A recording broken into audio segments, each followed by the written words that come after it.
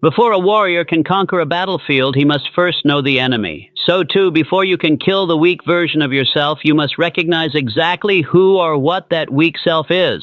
This is not a task for the faint-hearted, for it demands honesty so sharp that it cuts through the comforting veil of self-deception and excuses.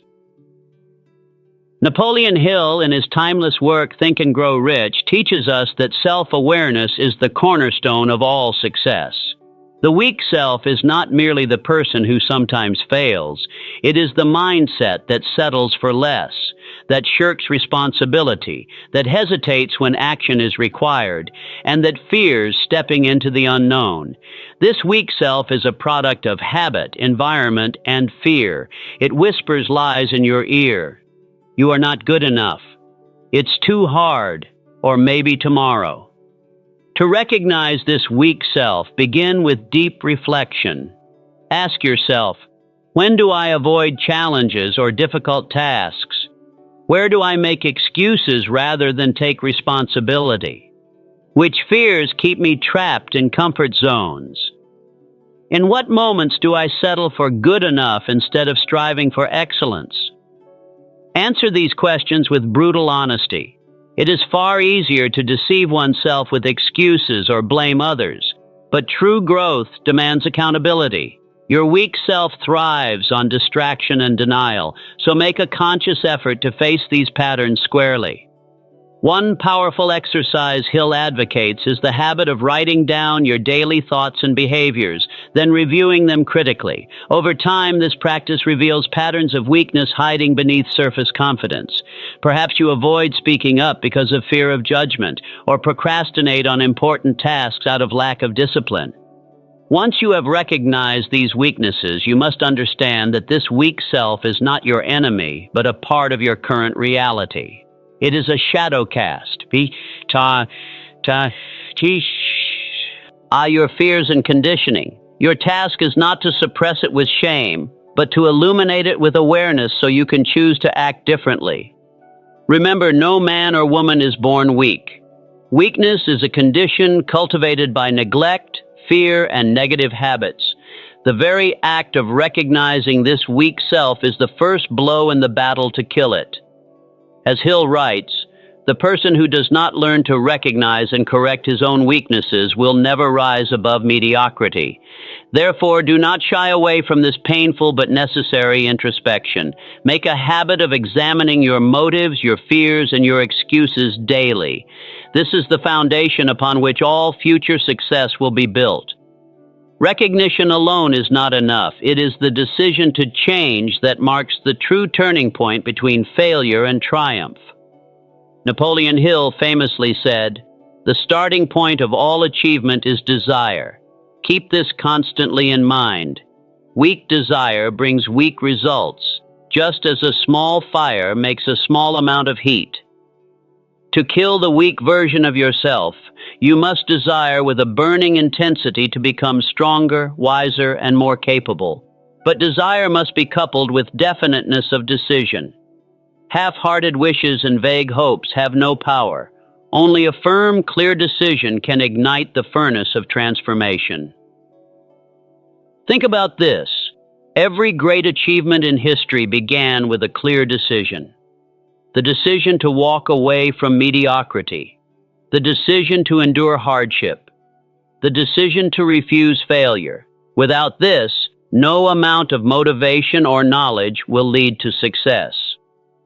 Make your decision to change now, not tomorrow, not next week, but this very moment. Say to yourself, "I refuse to be the weak version of myself any longer. I will act with courage, discipline, and persistence, no matter the cost." This is not a fleeting resolution, but a sacred vow to yourself. Hill teaches that this kind of decision must be made promptly and with conviction. Avoid the paralysis of overthinking or waiting for the perfect moment. The perfect moment is a myth. The time to act is always now. Napoleon Hill believed that the mind is a powerful creative force capable of shaping your destiny. He famously wrote, "Whatever the mind can conceive and believe, it can achieve." To kill the weak version of yourself, you must first conceive a clear, vivid vision of the strong, empowered version you want to become. Why is this vision so important? Because the weak self is fueled by uncertainty, doubt, and confusion. It lurks in the shadows of your mind when your goals are vague and your purpose unclear. But when you create a definite mental image of your stronger self, you shine a bright light that exposes and dispels that weakness. This vision is not a mere wish or daydream. It is a definiteness of purpose, an unwavering mental picture that guides every decision and action. It is the magnetic force that pulls you away from fear and hesitation toward confidence and growth. Take a moment now and picture yourself as your strongest self. Imagine the person who is disciplined, courageous, and unstoppable. See how they handle challenges with calm assurance. Picture their daily habits, waking up early, working hard, learning constantly, and facing adversity with a smile. Feel the pride, strength, and freedom radiating from this new you. Napoleon Hill teaches that when you make this vision real in your mind, your subconscious begins to work tirelessly to make it your reality. Your brain rewires itself, creating new habits, new attitudes, and new responses aligned with this image. But the vision must be detailed and emotional. It's not enough to say, I want to be strong. You must ask, what does my strong self look like? How do they speak and carry themselves? What daily habits do they follow? How do they respond when setbacks arise? What feelings dominate their mind? Write this vision down. Describe it as if you are painting a masterpiece. The clearer and more your mental image, the more powerful its influence. Hill also warns against wavering in this vision. The weak self will try to pull you back with excuses, I can't do this, or I'm not that person. When doubts arise, return immediately to your mental picture. Revisit it with passion and belief. This is the anchor that keeps you steady when storms come. A strong vision also provides motivation during the hardest times. When the weak self screams to quit or take the easy path, the vision reminds you of your purpose and the person you're becoming. It fuels persistence, which Hill calls the sustained effort necessary to induce faith and transform plans into action. Finally, sharing your vision with trusted mentors or friends can strengthen it further. When you declare your strong self publicly, you create accountability and support. Others become invested in your transformation, and their belief can reinforce your own. In sum, creating a vivid, emotional, and definite vision of your strong self is the compass guiding you away from weakness and toward greatness. It's the mental blueprint of your new life. Hold it tightly, return to it often, and let it inspire every step of your journey. The mind is like fertile soil. It grows whatever seeds you plant in it. If you feed your mind with negativity, doubt, and fear, the weak self will flourish. But if you consistently nourish it with positive, empowering thoughts and influences, the strong self will grow and thrive. Napoleon Hill emphasized this principle deeply. You are what you think about all day long. Your thoughts form the foundation of your character and habits. To kill the weak version of yourself, you must guard your mind as a warrior guards his fortress. Start by identifying the negative influences in your life. These could be pessimistic people, toxic environments, discouraging media, or self-crit. Inner voices. Each of these acts like poison, draining your energy and confidence. Napoleon Hill taught that knowledge alone is powerless without action. The strongest vision and the most positive mindset mean nothing if not translated into daily effort. To kill the weak version of yourself, you must commit to consistent, deliberate action that chips away at old habits and builds new strengths. The weak self is lazy by nature. It seeks comfort, procrastinates, and fears failure. It tells you, just one more day off won't matter, or you don't have time now.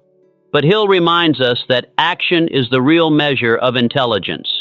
True intelligence is revealed in the courage to act, even when the weak self screams to stay still. Start small, but be relentless. Every day, take at least one step, no matter how small, toward your stronger self. It could be waking up 30 minutes earlier, completing a difficult task before leisure, or pushing through discomfort during exercise or learning. These daily victories accumulate like drops filling a bucket. Hill warns against the deadly habit of procrastination. Procrastination is the bad habit of putting off until the day after tomorrow what should have been done the day before yesterday. The weak self uses procrastination as a shield to avoid responsibility. Break this habit by scheduling your tasks and committing to start immediately. Remember that persistence is the secret weapon here. The weak self may win battles by causing occasional delay or hesitation, but persistence wins the war. Hill said, "Persistence is to the character of man as carbon is to steel. Without persistent action, your plans remain dreams." Use your daily actions to build discipline. Discipline is the muscle that kills the weak self. Each time you overcome temptation to quit, each time you push past discomfort, you strengthen this muscle. It grows stronger only through repeated use. Also, track your progress. Celebrate small wins too. Fuel motivation. When you see tangible evidence of your growth, the weak self loses power. Write down daily achievements and reflect on how each step brings you closer to your strong self. Be prepared for setbacks. The weak self thrives on excuses during failure. Hill advises that setbacks are only temporary and that every failure brings with it the seed of an equivalent success. Learn from mistakes, but never let them derail your daily action. Finally, link your actions directly to your vision and decisions. When your daily habits align with your definite purpose, you create unstoppable momentum. The weak version fades naturally as your new self becomes a force of habit and character. Fear is the primary weapon of the weak self. It paralyzes, confuses, and weakens resolve. Napoleon Hill famously declared that fear is a state of mind and can be controlled only by the will. To kill the weak self, you must replace fear with faith. Faith in yourself, your purpose, and the infinite possibilities that await when you commit to strength. Fear takes many forms: fear of failure, fear of rejection, fear of the unknown. The weak self magnifies these fears, creating an endless loop of doubt and hesitation. But Hill teaches that faith is the antidote, a powerful force that transforms doubt into certainty and hesitation into bold action. Faith is not blind belief. It is the confident expectation based on definite desire and clear purpose. When you decide firmly to kill your weak self, Keynote 2, and visualize your strong self, Keynote 3, you lay the groundwork for faith to grow. Faith then acts as a shield and a sword, protecting you from the attacks of fear and cutting through limiting beliefs. To cultivate faith, Hill advises autosuggestion, the practice of repeatedly affirming positive beliefs until they become ingrained in the subconscious mind. Daily affirmations such as, "I am strong and capable," or "I face challenges with courage," build faith over time. Another key to replacing fear with faith is knowledge and preparation. The weak version of yourself may seek comfort in stagnation, but the strong self is forged through constant, lifelong growth. Napoleon Hill taught that success is not a destination, but a journey, an ongoing process of learning, adapting, and improving. To kill your weak self, you must embrace this journey as a sacred commitment. Growth means expanding your knowledge, skills, and character every single day. It demands humility to admit you don't know everything, courage to face your limitations, and discipline to pursue betterment without end. Hill believed that education comes from within. You get it by struggle and effort and thought. Understand this fundamental truth. No matter how strong you become, the moment you stop growing, you start to weaken. The world changes, challenges evolve, and without constant adaptation, the weak self will creep back in, disguised as complacency or pride. Commit yourself to continuous improvement in every area of life: mental, physical, emotional, and spiritual. Read books that expand your mind. Learn new skills that increase your value. Cultivate relationships that nourish your soul. Reflect regularly on your goals and progress. Hill's philosophy of mastermind groups also highlights the power of learning in community. Surround yourself with others who are also committed to growth. Their knowledge, energy, and accountability will push you beyond your limits and protect you from slipping into weakness. Moreover, growth requires resilience. There will be failures and setbacks, but each is an opportunity to learn and grow stronger. Hill states, most great people have achieved their greatest success just one step beyond their greatest failure. Adopt this mindset and use adversity as fuel for your growth. Remember, the strong self is not static. It is a living, breathing evolution of your highest potential. Killing the weak version and means never settling, never giving up, and always pushing forward. Transformation is a battle fought daily, and every victory, no matter how small, is a vital step toward killing the weak self. Napoleon Hill understood the power of celebration as an essential tool for reinforcing new habits and building momentum. Celebrating progress activates your mind's reward system, releasing positive emotions that motivate you to continue striving. It reminds you that your efforts are producing results, which weakens the hold of doubt and discouragement. Make it a habit to acknowledge your daily and weekly wins. Did you overcome procrastination today? Did you choose courage over fear? Did you take one step closer to your vision? Celebrate it, write it down, share it with someone you trust, or reward yourself with something meaningful. Hill also emphasized gratitude as a form of celebration. Being grateful for progress, no matter how small, amplifies its power. Gratitude shifts your focus from what's lacking to what's growing, reinforcing a positive mindset that feeds your strong self. Celebration is also a powerful signal to your subconscious. Your mind remembers these victories and uses them as proof that change is possible and worthwhile. Over time, these positive reinforcements build confidence and accelerate your transformation. Avoid the trap of minimizing your successes or waiting for big wins to celebrate. The weak self thrives in the shadows of self-doubt. Shine a light on every triumph to starve that weakness and fuel your strength. Finally, use celebration as a moment of reflection. Ask yourself, what did I do right?